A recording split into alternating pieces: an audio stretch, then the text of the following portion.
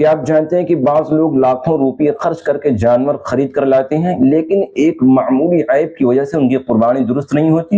اگر آپ بھی قربانی کرنے جا رہے ہیں تو اس ویڈیو کو آخر تک ضرور دیکھیں، اس لیے کہ آج ہم جانیں گے کہ جانور کے اندر کن عیوب کے پائے جانے کی وجہ سے قربانی درست نہیں ہوتی۔ الحمدللہ رب العالمین والصلاة والسلام علی رسولہ الکریم۔ ناظرین کرام، قربانی ایک عظیم عبادت ہے۔ اس عبادت کے اللہ رب العالمین کی بارگاہ میں قبول ہونے کے لیے ضروری ہے کہ قربانی کا جانور شرعی عیوب سے پاک و صاف ہو۔ آج کی اس ویڈیو میں ہم چند عیوب کا ذکر کریں گے جن کا جاننا ہر مسلمان کے لیے لازم اور ضروری ہے۔ نمبر 1، وہ جانور جس کی سینگ جڑ سے اکھڑ گئی ہو تو ایسے جانور کی قربانی درست نہیں ہے۔ البتہ اگر جڑ سے نہ اکھڑی ہو، اوپر سے ٹوٹی ہوئی ہو یا پیدائشی طور پر ہی سینگ نہ ہو تو ایسے جانور کی قربانی درست ہے۔ نمبر 2، کان۔ قربانی کے جانور کے اگر کان پیدائشی طور پر ہی نہ ہو یا کان کا تہائی حصہ کٹا ہوا ہو، یعنی کان کو 3 حصے میں تقسیم کر کے اس کا جو تیسرا حصہ بنتا ہے اتنا کٹا ہوا ہو تو ایسے جانور کی قربانی بھی درست نہیں ہے۔ البتہ اگر تہائی حصے سے کم کٹا ہوا ہو تو قربانی درست ہے۔ نمبر 3، ناک۔ قربانی کے جانور کی اگر ناک کٹی ہوئی ہو تو قربانی درست نہیں ہے۔ البتہ جانور کو رسی پہنانے کے لیے جو ناک میں سوراخ وغیرہ کرتے ہیں تو اس کی وجہ سے کوئی حرج نہیں ہے، قربانی درست ہے۔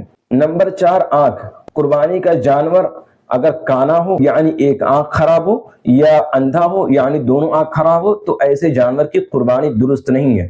نمبر 5، زبان۔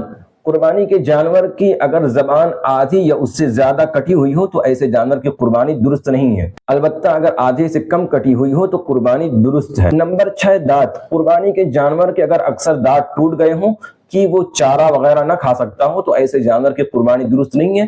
البتہ اگر چارہ کھا سکتا ہے تو اس کی قربانی درست۔ نمبر 7، پیر۔ قربانی کا جانور اگر اتنا لنگڑا ہو کہ ایک پاؤں کو زمین پر رکھتا ہی نہ ہو، یعنی چلتے وقت ایک پاؤں کو بالکل بھی زمین پر نہیں رکھتا، اٹھا کر چلتا ہے، تو ایسے جانور کی قربانی درست نہیں ہے۔ اسی طریقے سے اگر ایک پاؤں بالکل کٹ گیا ہو تو ایسے جانور کی بھی قربانی درست نہیں ہے۔ نمبر 8، دم، یعنی کہ پونچھ اگر تہائی یا اس سے زیادہ کٹی ہوئی ہو تو ایسے جانور کی قربانی درست نہیں ہے۔ یعنی پونچھ کو 3 حصوں میں تقسیم کر کے اس کا جو ایک حصہ بنتا ہے اگر اتنا کٹا ہوا ہو تو ایسے جانور کی قربانی درست نہیں ہے۔ البتہ اگر اس سے کم ہو تو قربانی درست ہے۔ نمبر 9، تھن۔ قربانی کا جانور اگر بڑا ہو تو اگر اس کے 2 یا 2 سے زائد تھن خراب ہو گئے ہوں یا خشک ہو گئے ہوں یا کٹے ہوئے ہوں تو ایسے جانور کی قربانی درست نہیں ہے۔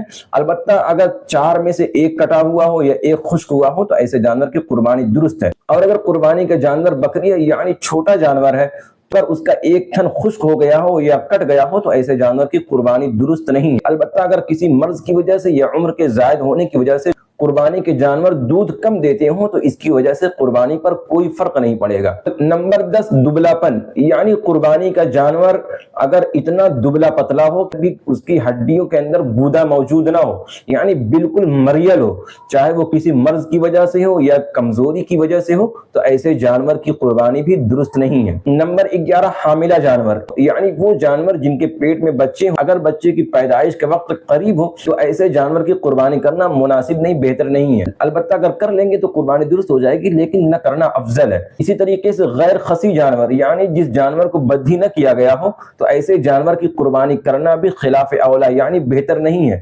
افضل یہ ہے کہ جانور خصی ہو، جس کے اندر سے بدبو وغیرہ نہ آتی ہو، ایسے جانور کی قربانی کرنا افضل اور اولا ہے۔ اور عام طور پر مسلمان اسی طریقے کے جانور کی قربانی بھی کرتے ہیں۔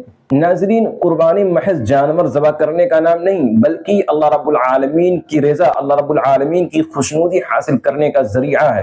اس لیے قربانی کا جانور خریدتے وقت ہی اس کے عیوب کو چیک کر لیں تاکہ ہماری عبادت اچھے طریقے پر اللہ رب العالمین کی بارگاہ میں قبول ہو سکے، ادا ہو سکے۔ اگر یہ معلوماتی ویڈیو آپ کو پسند آئی ہو تو اسے دوسروں تک زیادہ سے زیادہ شیئر کریں تاکہ دوسرے لوگ بھی قربانی کو صحیح طور پر ادا کر سکیں۔ جزاکم اللہ، والسلام علیکم ورحمۃ اللہ وبرکاتہ۔